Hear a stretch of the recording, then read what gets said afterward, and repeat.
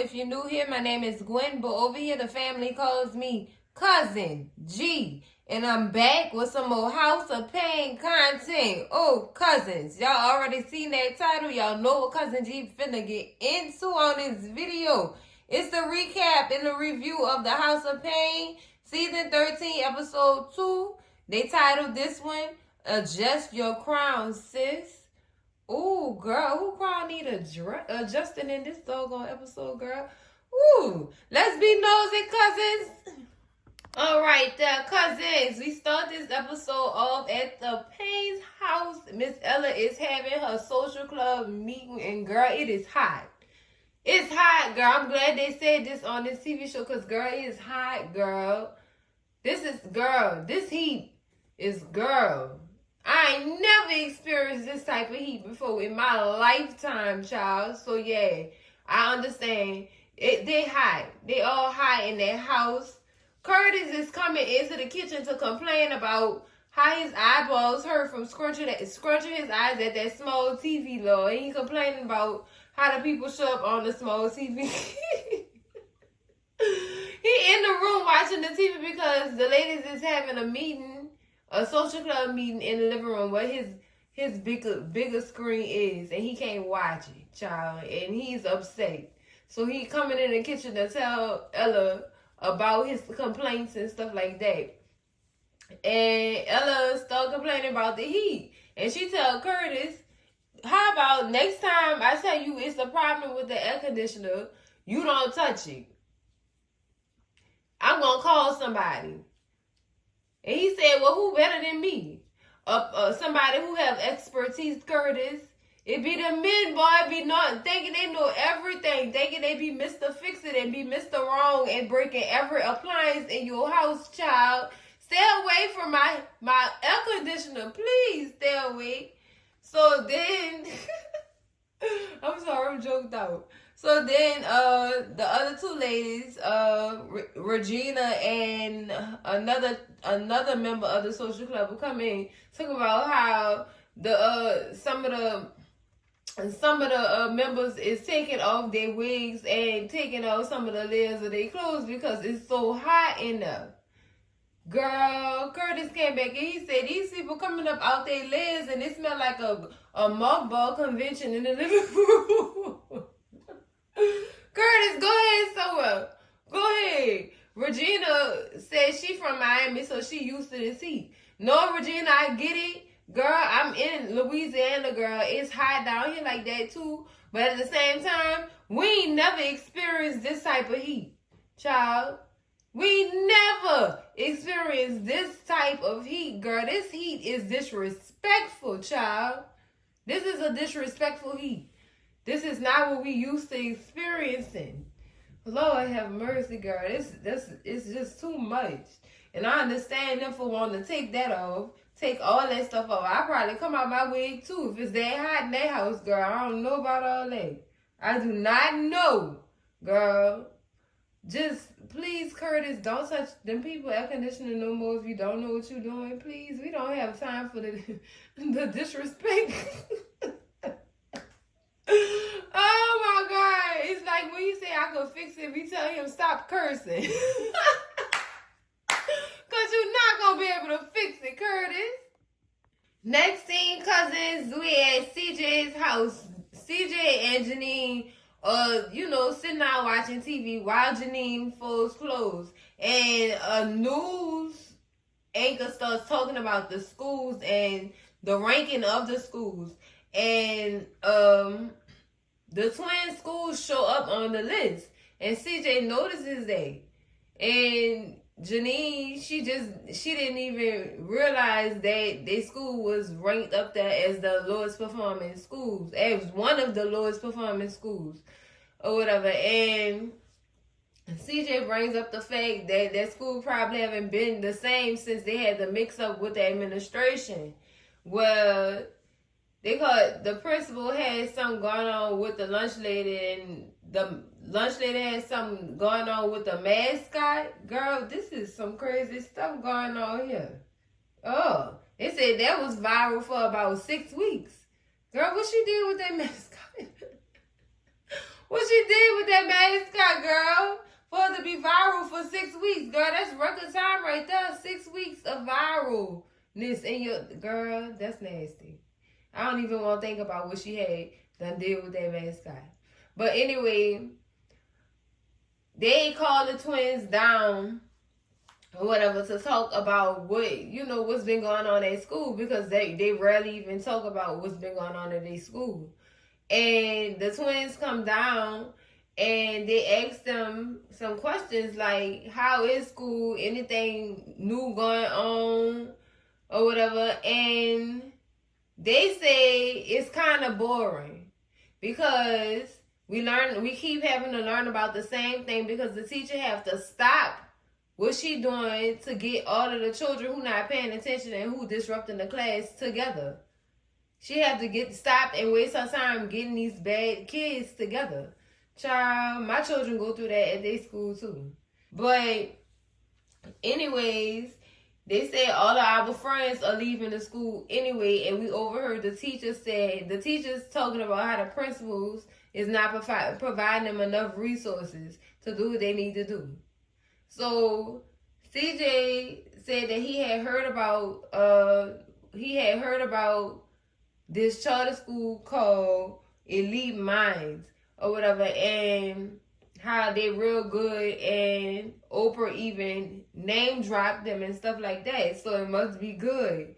CJ went ahead and put them children on the list for the lottery to get them into that school. Because I understand where they're coming from. I don't want my child in no poor performing school either or whatever. And they hear that what the teachers have to go through with the kids who don't want to learn versus the kids who do want to learn. The twins ultimately said they don't want to leave their school. They just telling them it's sad because all of their friends are leaving too. But they don't want to leave because they've been going to that school since pre-K. And you know what? They love the graffiti on the walls. Girl, I'm done. I'm done. I can't bear to hear my children say something about they love the graffiti on the walls. That's what make the school theirs. No. I cannot. I've seen that growing up. That's uncomfortable. Feel like you're going to school in the projects for real. Girl, no. Nope. I'm one of them. No. I'm not sending my children to no graffiti-ridden school. I'm not. That says a lot. It says a lot. So, CJ went ahead and inserted his children into this doggone lottery in all hopes that they will get accepted into that charter school. And they don't have to be at this low performance school. But I'm going to say this. Not all charter schools are good. You understand what I'm saying? Hear me out. Not all charter schools are good. They try their best, but they're not all good. Not all of them. I've seen my share, baby. They're not all good. Some of them teachers there don't want to be there. They just there for a check.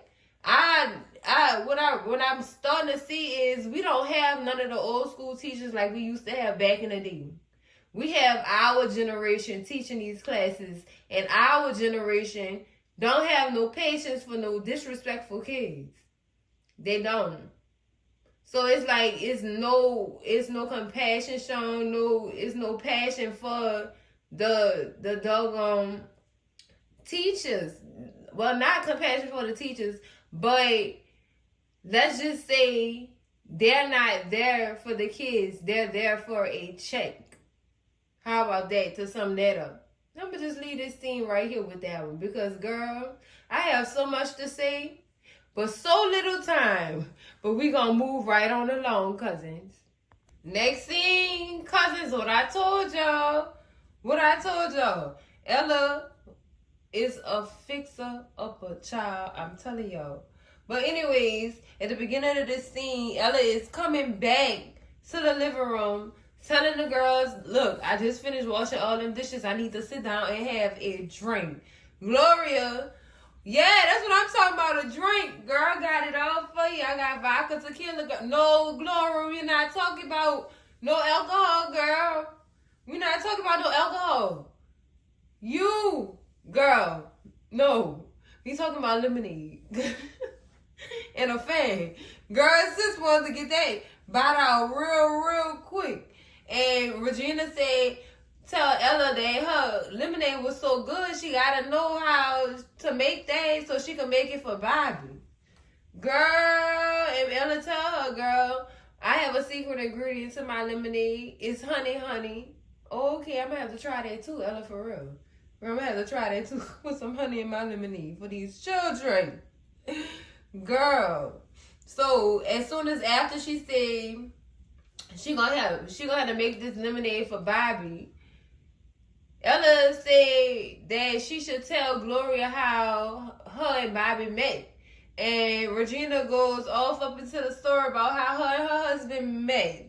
And the cousin and best friend wasn't in Miami or whatever. He was flying in for it. And was eye gazing at each other across the crowd on the dance floor and stuff like that. And how they was dancing together and all that. And how after they met, he was getting her gifts and taking her on dates and all kind of stuff. But finally, on their final date before they even got married, he started professing his love for her. Talking about, I want you forever. Basically, like, okay, Bobby, I feel that. So then Regina gets up to try to walk away or whatever. I don't know if she was trying to get something or not, but she stood up and then sis definitely slid and fell. Not slid, but she fell right back down as if she was about to pass out. And Ella go to calling Curtis, like, Curtis, help. She fainted, please come help. And Curtis come out there to come check on her and check her temperature and stuff like that. He moved her head off of her head, and then he started feeling around her head to make sure she all right. And Lord, this girl got a big ass bruise on her forehead, child. Ooh. And they asked her if she all right. And she said, no, she okay. They just felt like she was a little overheated. Girl, but what about that bruise on your forehead though, sis? What is going on? So then she made up an excuse about how she hit her head on the cabinet and not paying attention. Okay, that what you came up with though, sis? That don't look like no cabinet hit you on your head, girl. Somebody with knuckles hit you on your head. Oh, Lord. Oh, girl, don't do that now. Don't do that. And she was like, really, it's nothing. And Bobby was mad at me too, or whatever, because I'm so clumsy. Girl, look. Tell these people the truth. Please. That be the typical thing. For women in these situations, they start making excuses for these men. Girl, don't make no excuse for him. Send him all down to that jail, girl. Let them other men touch on him like that. I'm just saying. Go let them other men touch on you like that, Deacon Bobby. What's up? Let them other men touch on you like that. So Regina gets up to leave or whatever, and he asks her, "You sure you all right? You okay to drive or whatever? You seem a little bit dizzy and whatnot. You sure you don't want to sit down for a minute and gather yourself before you leave?" And she said, "No, I'm okay. And before she leaves, she tell him, she said, "I would appreciate it if y'all kept this cabinet business to yourself." All right, sis, you got it. But we not stupid. We know what's going on with that deacon, girl. We know what he doing. Because as soon as she left from out there doing, after she said that, Gloria definitely said Bobby was that cabinet she was talking about. Girl, she ain't told no lies, though. She ain't told not one lie. Next scene, cousins, we back at CJ and Janine house. They are currently, in this scene, they're prepping, not prepping, but preparing dinner or whatever. And the twins are sitting at the dining room table. They're talking about the charter school again. Janine felt like CJ was moving a little bit too fast or whatever. Like, we didn't even talk about this. You kind of moving too fast, like you jumped the gun. You jumped the gun, signing them up for that lottery. Now they have an interview or whatever. Who's to say that they even ready for the interview? And CJ just like it's just an interview. They don't really have to go or whatever. We just was, trying to test things out. And he said, I'm sorry for jumping the gun. I just want better for them, which is understandable. I really do understand that.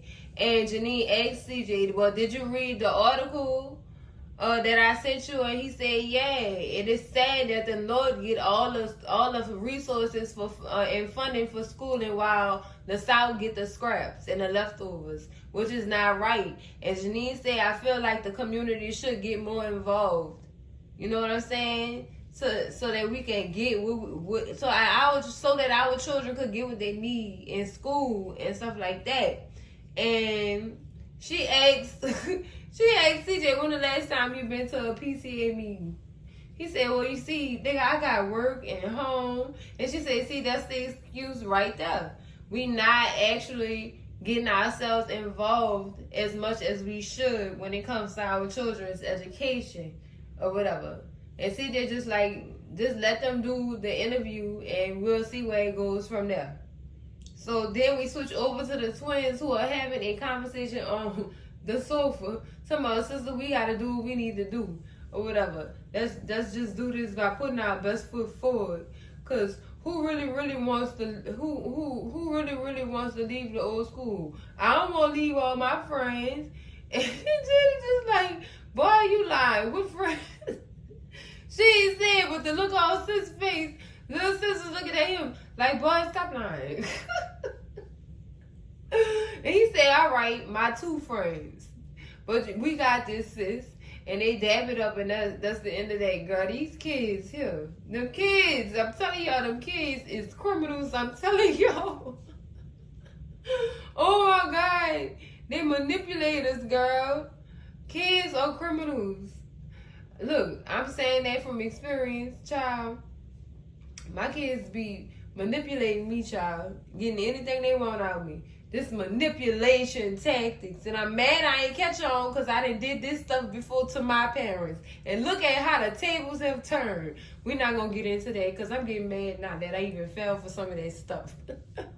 Next scene, cousins, we back in the living room with Ella and Regina. Regina has come back to speak with Ella and actually help her with some of these gift bags or these care packages for the people that are in need at the church and also around the community. And they putting together these bags, and while they talking, Ella is literally throwing subliminal help to Regina. She really is. We provide for anybody who may need it, no matter what they may need. And we also here to listen if somebody needs to talk. Girl, and I'm like, Ella, just get her to spit it out. Just get her to spit it out. And finally, Regina breaks down, baby. She breaks down and she starts telling it all. She mentions how she married, after she put that ring on her finger, Bobby turned into a demon. I mean, just switched. He went from this loving and caring person to this demon man who likes to condemn her for every time she falls short. Pointing fingers at her, controlling her, keeping her away from her family and loved ones. Girl, that don't sound like an abuser. Girl, that is sad, girl. That is so sad. Telling her she can't go see her mama because he will not allow her to be influenced. Boy, who influenced you? Because you all deacon at a church and you acting like you acting like Lucifer himself, putting your hands on this woman. And she just feel like she's so wrong, she wrong. No, you not wrong, baby. He is. And girl, y'all don't want to know what I feel like they should do to that man, Lord. I'm just keep myself quiet because I don't want to say nothing to disrupt my peace right now. Because girl, girl, call your brothers, your uncles, your grandpa. If he could still get up, if he got a cane, tell him bring that with him too. All the men in your family need to know about Big Bobby. Since Bobby want to be a deacon. Yeah, Bobby, what's up outside of the church house, though, Bobby? Mm-hmm. Girl, I'm from the hood. I can't help myself. Excuse me. But don't, because this is who I am. But Ella got it all up out her, child. How you gonna stop this girl from coming and see her mama because you feel like she gonna be influenced? You scared she gonna tell on you, Bobby?